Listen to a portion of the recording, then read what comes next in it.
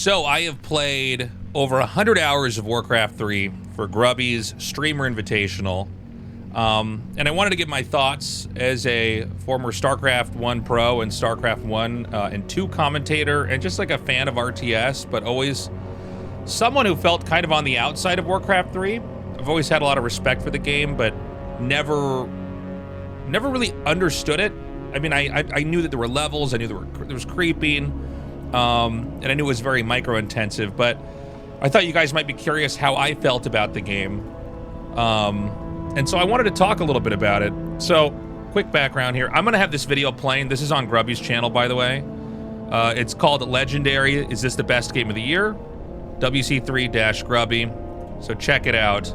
My background as an RTS player, I started playing Warcraft 2 and Command & Conquer around maybe 2nd or 3rd grade and was completely obsessed.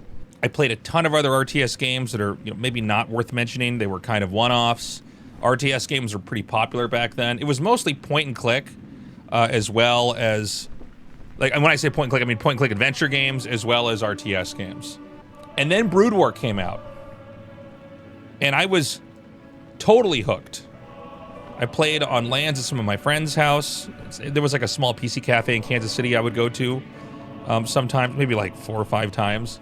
But eventually we got internet, and then I discovered the joy of real multiplayer in RTS games. The only multiplayer I had really experienced before that was like playing my brother in a Nintendo game or a Sega Genesis game, or let's say going to an arcade and maybe playing somebody in a fighting game and experiencing how intimidating that was. And how, especially in an arcade, how important it was to try to do your best because you only had so many quarters before you had to go home. And what I loved about multiplayer games, and as an adult now, as a man, I really appreciate how punishing they can be and how rewarding they can be. It's a humbling experience to play an RTS game. And, I remember just having my whole reality shattered getting on Battle.net. I had this whole fantasy that I was a great player. It turns out I wasn't. And I had a lot of work I had to put in. And it's taught me a lot about my life and why, games are valuable and important, despite a lot of people treating them like they're degenerate or a waste of time. That was my background in RTS. And I remember seeing Warcraft 3 get announced, and I was ready to switch over.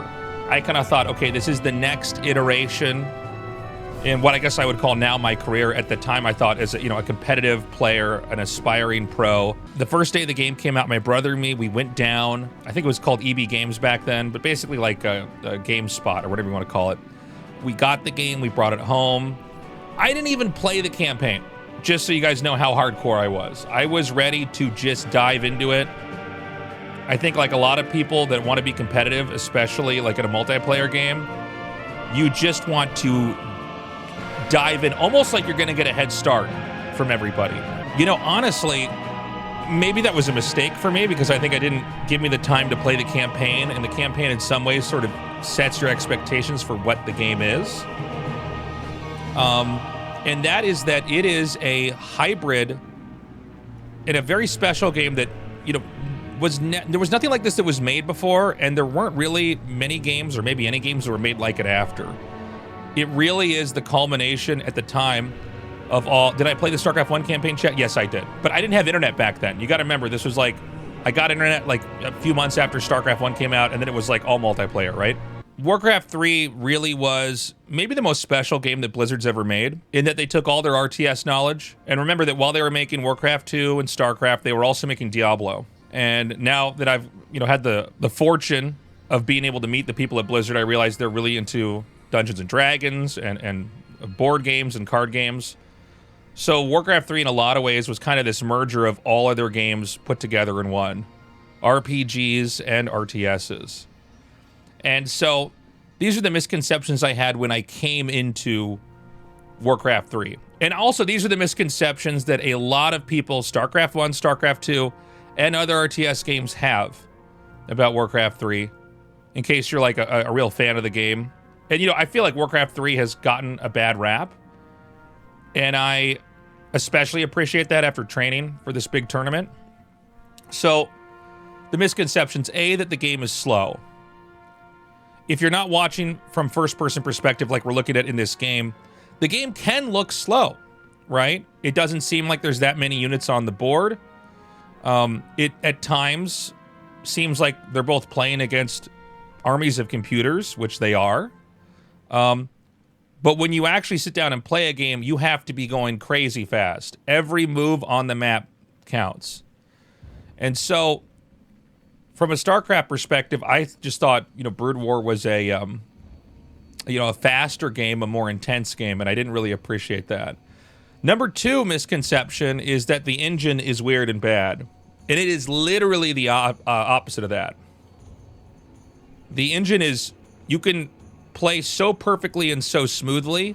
If you are good, you can like bend time and space in the game. It's crazy. One of the problems that comes with RTS games is they all have different engines. StarCraft 2, in fact, has even been criticized for maybe being too smooth.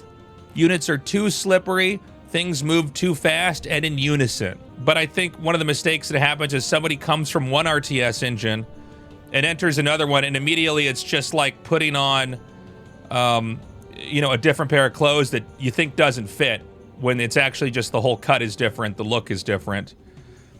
And so, even Brood War has this same challenge. A lot of people think Brood War is just a buggy game. Brood War is actually, when you're good at it, you can work your way through the bugs pretty easily, and you can actually exploit a lot of micro because of the way the units at times kind of stick on each other. So I just wanted to point that out. It's actually a really good engine. It's really smooth. It takes some time to get used to, but it's really well made, and you can see why it was the foundation for MOBAs, which comes in later on. I'll talk about that a little bit more. Third concept I thought that was really misunderstood about the game from a StarCraft player's perspective is that there's no macro. And I think it's forgivable for StarCraft players to perceive the game that way, because in StarCraft, you're just making a lot of stuff. Like, we're looking at a game right now with 2 great players. There's only, as far as we can tell on the minimap, 1 base for each side. Right? So from a StarCraft player's perspective, in a game where you're trying to consume the whole map, surround each other, counterattack into maybe their 3rd or 4th base, maps where you're maybe dropping in a bunch of different locations, and there could be several battles happening at once, which, by the way, does happen in Warcraft 3. I think from that perspective of macro developing RTS, like StarCraft 1, like StarCraft 2, like Age of Empires in a lot of ways, Warcraft 3 just looks like a smaller, simpler game. So I wanted to point out all 3 of those ideas that are, in fact, not true when you start to learn it, but could keep a player who's a hardcore StarCraft player away. Now, there's also some issues, I think, that come with the game that don't make the game bad, but they are undeniable obstacles that stand in the way to appreciating Warcraft 3. And by the way, there are obstacles that stand in the way to appreciating a lot of different games. If you look at fighting games, I mean, they're extremely punishing. It's hard to learn combos. That's very intimidating. It drives a lot of people away. Games like Counter-Strike, Valorant, Dota, League of Legends, because they're inherently team games, sometimes you have bad teammates. That's another inherent obstacle. Doesn't mean the game's not worth playing, but you have to be ready to deal with that or work your way around that. And RTS games in general, I mean, you have to basically know all the units. You gotta, understand the theme of the game. A lot of times appreciating the map in a way can be, barriers to new players getting into it.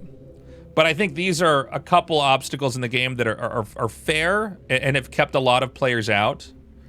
The first one, and this is a problem in a lot of RTS games, but I think it's more true in Warcraft 3, and it does go away, by the way, before we have backlash with me saying this. I think the art style, if you don't know Warcraft 3 very well, it's a little bit confusing. Like, even in this shot right now, there's a lot of green. The grass is green. The hit point bars are green. The auras on the ground are green or yellow. Contrast is extremely important, and we're seeing this as a challenge in even these newer RTS games that are coming out. Is visual clarity is key. I've casted StarCraft 2 more than any game in my career. Maybe I'll never catch up to another game. Maybe there'll be no other game that will catch up to StarCraft 2 in my life. I think there are problems with StarCraft 2 in visual clarity. There's sometimes too much purple and gray and brown on certain maps. I think it has a little bit more visual clarity than Warcraft 3. But I do think that's worth pointing out. There's also an issue with, I think, the pacing of the fights. If you come from a StarCraft background, you see a lot of things being hit and running away and kind of crashing into each other, and it could be misleading. I think an advantage that StarCraft has inherently over a game like Warcraft 3 is that the battles are so fast, it's really clear who won. StarCraft 2 is the fastest RTS game. Warcraft 3, and when I say slow, I don't mean the game is slow, but I mean the fights take longer. StarCraft 1 seems to be a little bit of like the Goldilocks pacing in fights, and that the fights are certainly slower, and you could do more in them than StarCraft 2. But they're fast enough that I think people can digest them, and I think that's why it was a huge successful spectator sport in Korea. Although Warcraft 3 was massive and still is massive in China. Number 2 on challenges for Warcraft 3, I think the upkeep system, while being very interesting in the game, completely throws people off. It's a very difficult concept to understand. I'm not saying it shouldn't be in the game. I think it actually makes the game really interesting, and it's something worth celebrating, and it's something we don't really see in other RTS games. But that is a really tough thing to throw into a game where you're trying to grow and expand and dominate the map.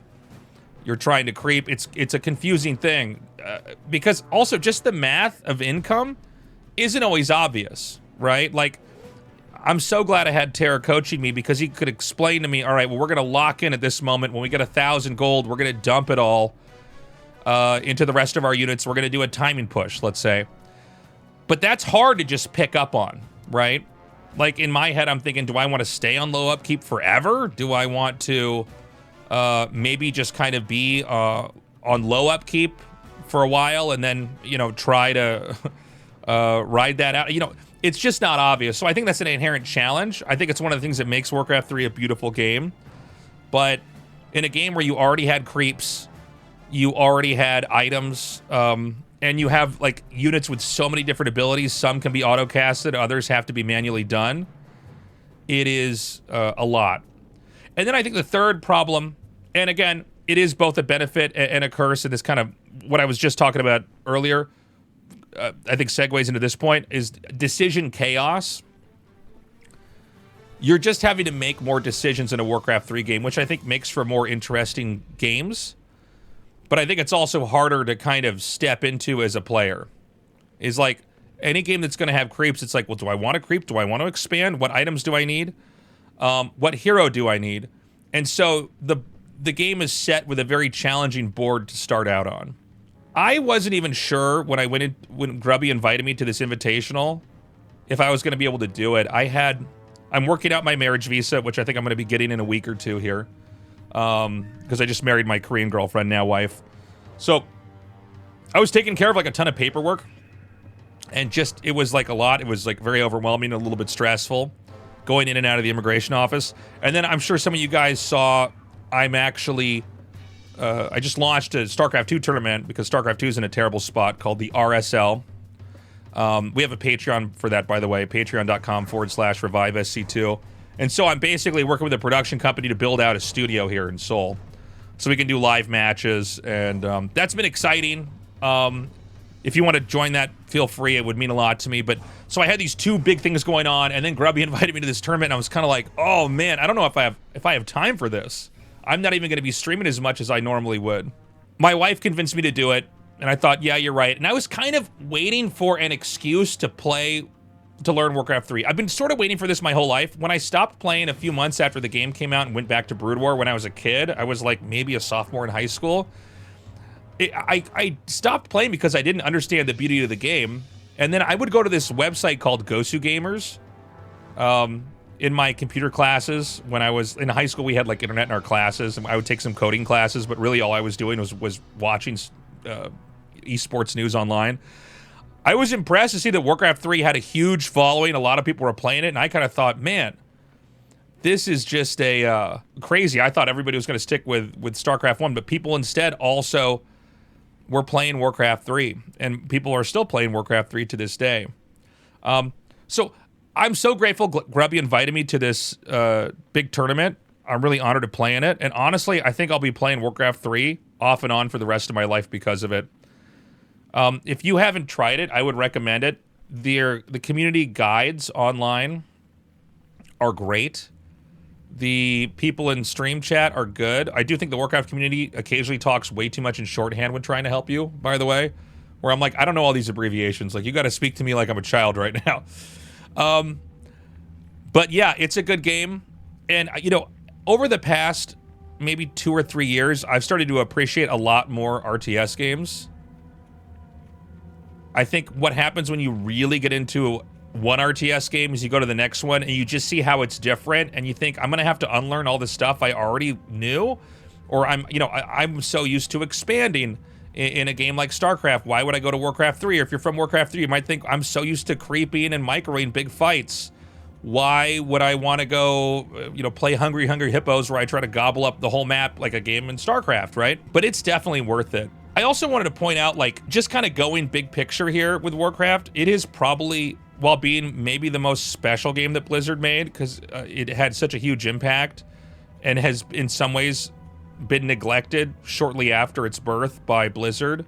Let's remember that the game came out and almost immediately Dota came out and Blizzard wasn't paying attention to that.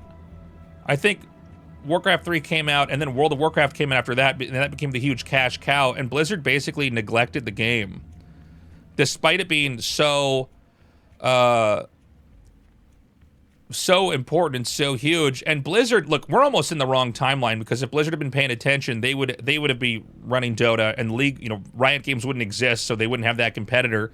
And at the same time, Dota 2 wouldn't exist, right? And so they would have had the MOBA market, and the MOBA market's massive. So it's a big misstep here by Blizzard. It's also evidence, which is, I think this is obvious now, but back in the day, this was revolutionary, is that RPG elements can bleed into almost any game and make them better.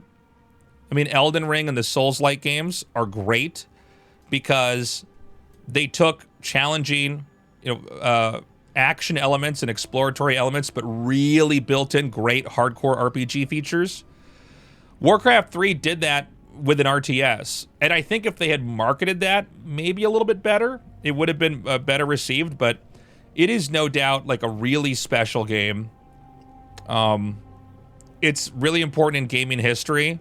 So I want to thank everybody that came by my chat to help me. If you're watching this on YouTube, you're always welcome to come by my stream. It's Tasteless TV on Twitch. I'll be playing off and on when I have time. There are some new RTS games coming out, like Tempest Rising just dropped, so I do want to check that out. But, there's a lot of great RTSs out there. Warcraft 3 is certainly one of them. It is a challenge to learn, but it's also very rewarding. And the things that I thought were going to be kind of dull, like creeping and doing that, are actually really exhilarating. You just got to start to play people that are going to be challenging, and then you'll start to get that same rush you get. And it's also at the same time while it's similar to a lot of other RTS games, it's a very different and fun experience as well. So those are my final thoughts. I think Warcraft 3 is an excellent game. It's worth checking out. Special thanks to Grubby for inviting me to his invitational. You can find my games of that on his channel, as well as me casting with him. I did get to cast some of the games there as well, especially, what did I cast? The Viper versus Sing Sing. That was a lot of fun. Please like and subscribe. Let me know what you think about Warcraft 3 or this video in the comments. Also, go to tastelessthreads.com, my merch shop where you can find cool gaming, as well as other RTS merch. Take care, and I hope to see you in a future video. Bye-bye.